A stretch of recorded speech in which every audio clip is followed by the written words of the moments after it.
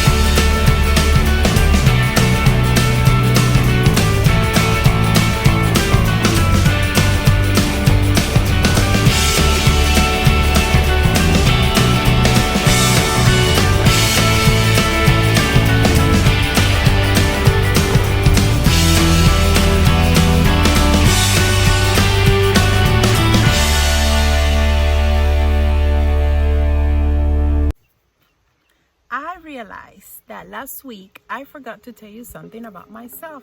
So to make it up, I'll tell you something today.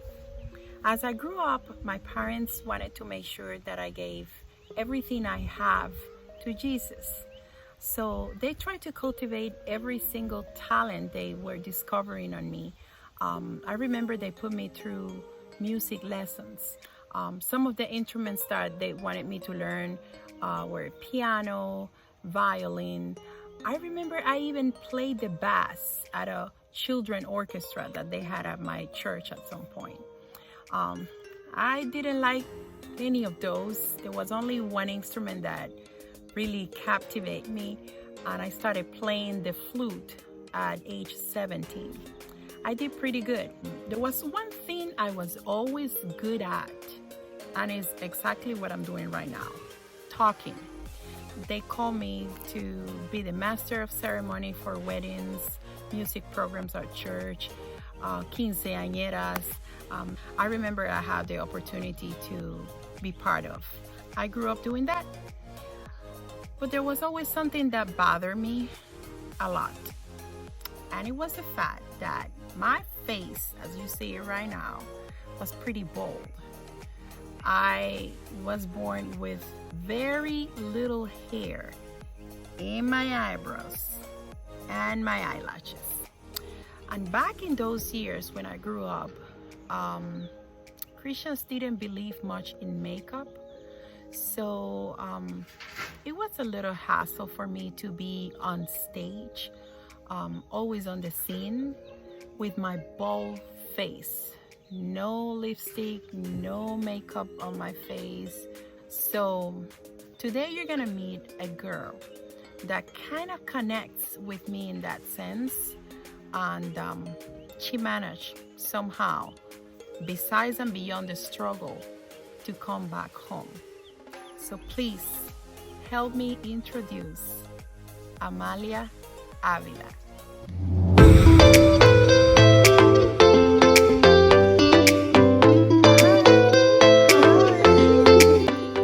Welcome to my channel.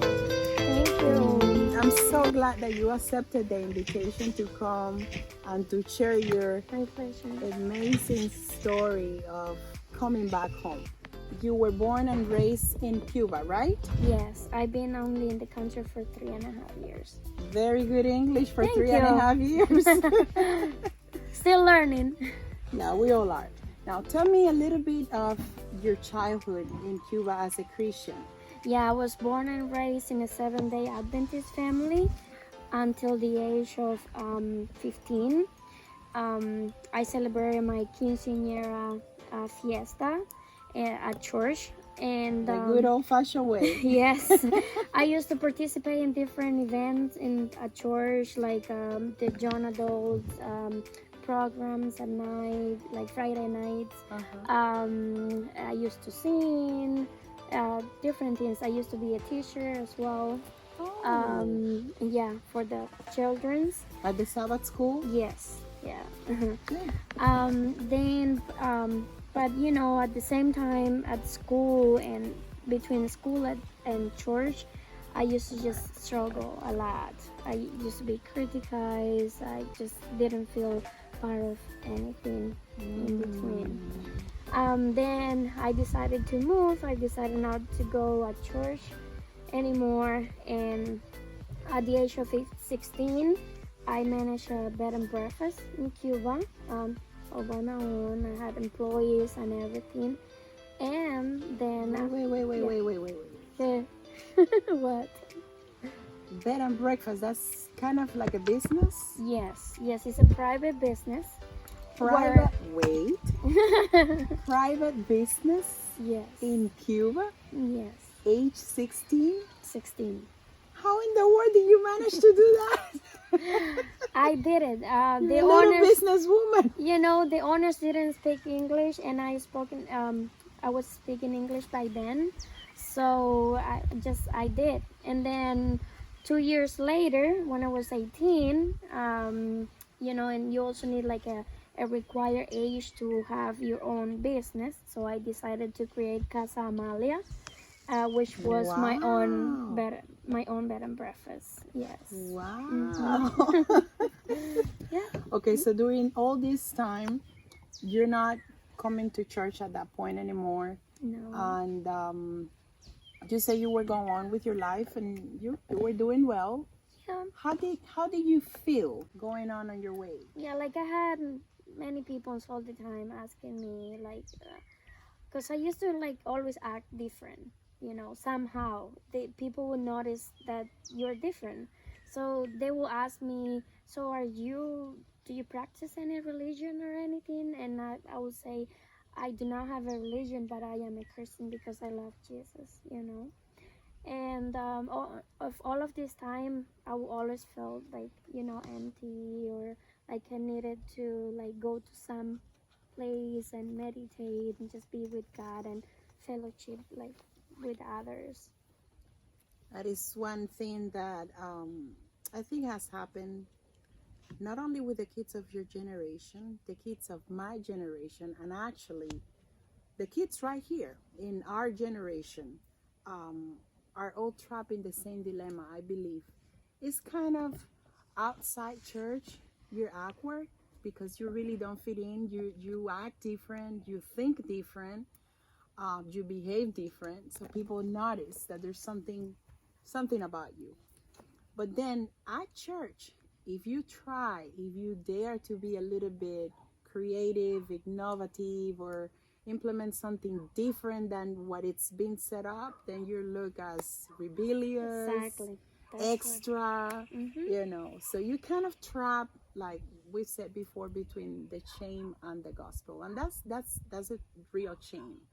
And I think it's something that we adults and leaders of the Christian world all across, despite the religion, we have to fight that, because I think that's the reason why so many children, so many Jews are leaving the church. That's exactly why I love. We are portraying a God which is not the real God that the Bible presents. God is love, God is acceptance, God takes care and love and embrace everybody. And once you fall in love with God, you start obeying and doing the things that God wants you to do. But it's a personal relationship. So that's what happened to you. That was the frustration. Yes. Yeah. What are some of the things that frustrate you back then? Things like, for example, since I was at a young age, I liked it. Things like makeup. Makeup. Ooh. Like mascara, nice lipsticks. That was with a capital shimmer. sin back then. Yeah. You know, that's one of the things. Other things were like, I used to sing at school and at church. And I used to participate in different events for school, and you know, and some were like politics, you know. Mm-hmm. And That was something that just at church they didn't like, you know. I would say those were like two of the most things that like. Two of the things that bother the most. Yeah. Okay. Hmm. So you came to the United States, and then what happened? Yeah. So I got here in 2016, and then I always had this voice in my head telling me that I needed to go back. I needed to go back home. I needed to go to church. And then I decided to go to this church in Fort Myers. I made it to the parking lot. Okay. To the parking lot a couple of times until I decided to go inside. And just since then, I started going, every Sabbath. Why couldn't you go inside the first time? What happened?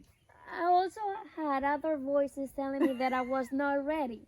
Oh. And then okay. that's like the main reason why all these many years I was just like saying you're not Voices ready. telling You're you having you're these not ready. thoughts. You're doing these things. Like I was also, I was working in this store doing makeup, Uh-huh.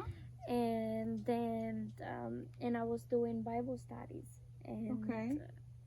I was thinking, I can't go back to the same thing, and I don't want to be like hypocrite, like going to church and pretending like everything is good and fine, but it's not like the Living a Christian double life life.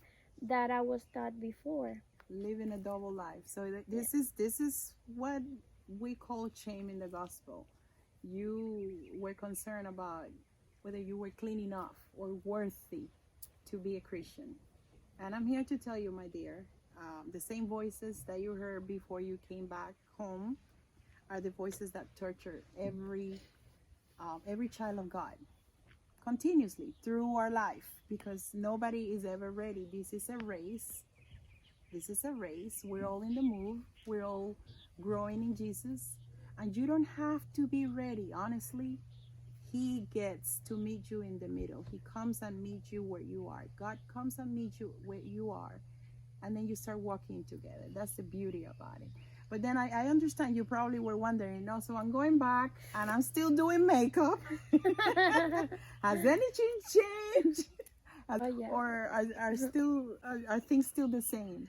And so while I was doing Bible studies, and I was working and everything, one day I got home and I was laying in bed and I was looking at my phone because I love social media. Can you tell? And then I was following this church, your church, Uh-huh. our church now, Naples Spanish church. It was saying that it was live. So I was like, well, let me see this, what are people doing? Maybe I might see some new faces, or I don't know.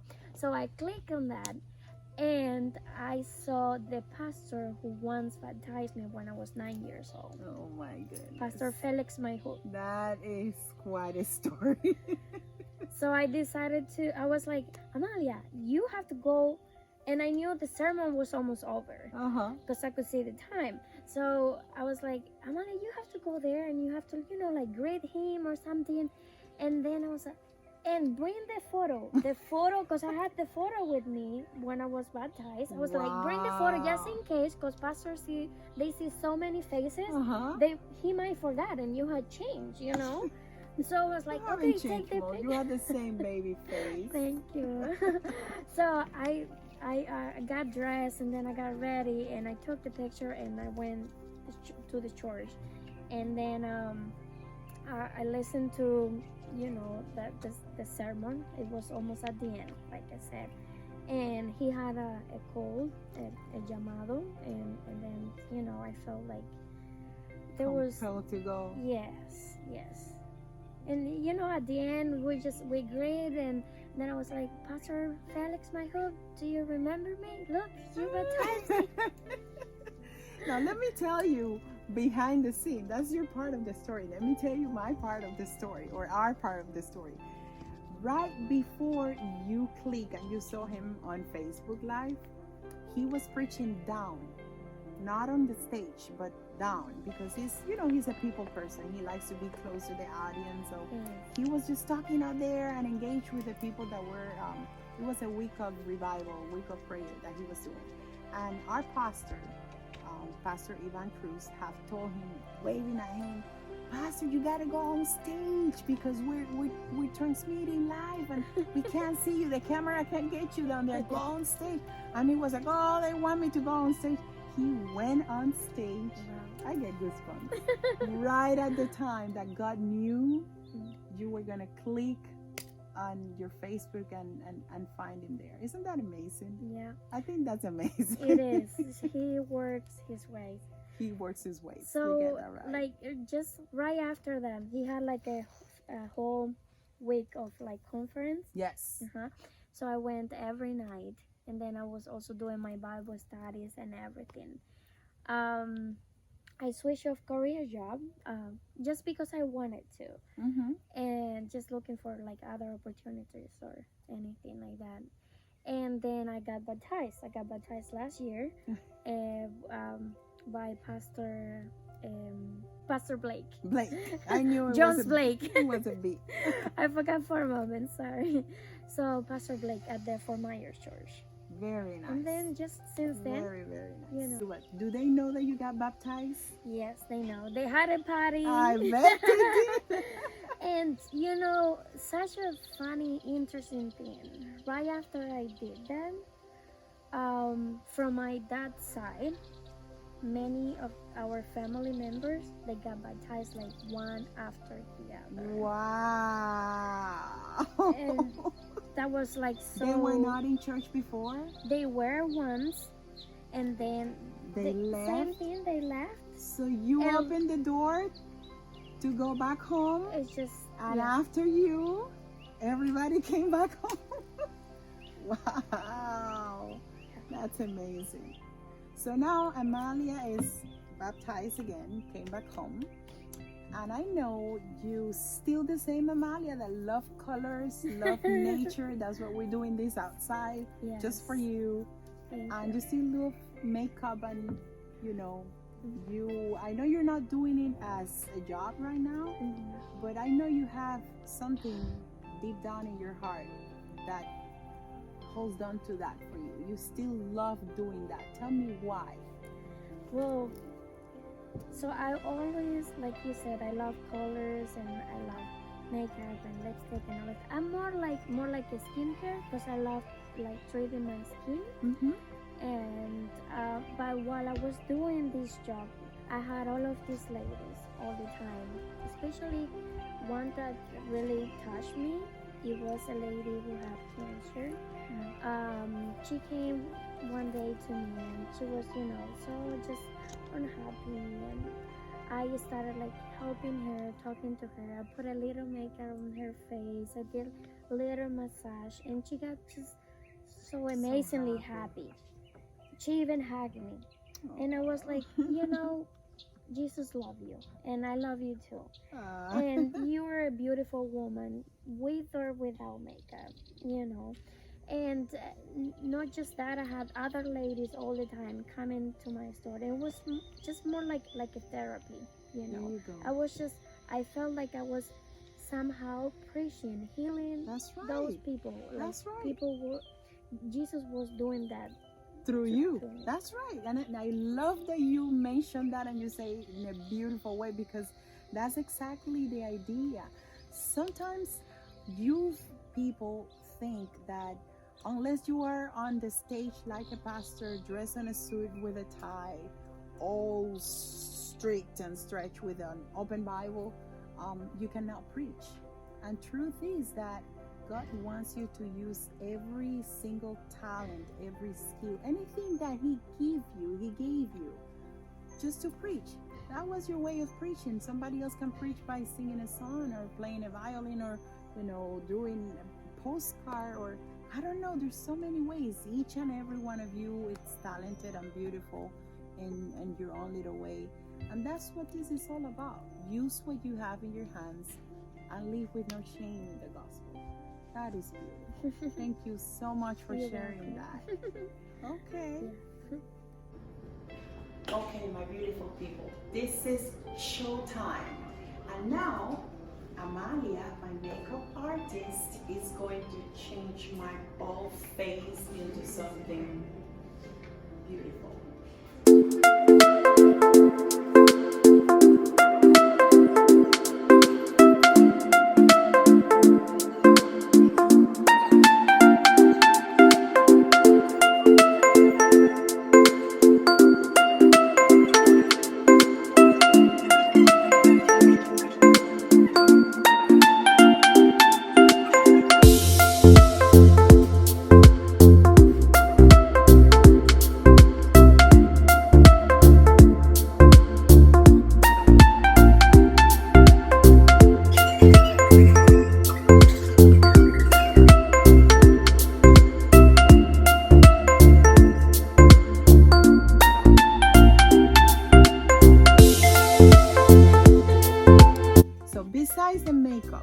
else do you do? Because I know you do so many things. I dance. You dance? Oops. Me too. So yeah, well, besides makeup, currently I'm just having online classes to become a licensed optician. Okay. And I'm licensed also as life and health insurance and Very as good. a pharmacy technician. Very Yes. good. And I know you're such a happy soul, such a people person. I snuck into your Facebook and I saw some pictures of you working at Walgreens Oh yeah. with your little red nose. Fundraising for red nose. Oh yes, that was. And now I found that so cute. I think God can use Amalia just the way Amalia is. You are the life happy face. Thank you. Your smile, your spirit, it is so uplifting, and I think that's the best of you. And it will be a shame if you shade or cover that, because that's exactly how God can use you, just the way you are. So may God bless your dreams. Amen. Thank you. Thank you so much for coming. So I have something for you. This is something very, very simple, but I hope you can take it and put it somewhere at home. I hope you remember Aww. that. How cute. It's going to be the memory of... I love pictures. I know you do, and you came up pretty good in that one. Now I have this for you as well, and this is like a bird. It's a bird house, but what I'm trying to symbolize with this is a bird cage, because you know the gospel is announced freedom to the slave. Remember how you were all trapped in those thoughts and those misconceptions for many years that the devil used to keep you away from God? Well, now you have been equipped to free all the caged birds out there with your talent, whether it's with makeup, singing in different languages, doing your little dancing exercise that I know you do. Whatever it is that you do, my dear. Every time you look at that little birdhouse, I love just it. know that God can use you as an amazing instrument. And I'm running out of time, so I'm gonna close this video right here.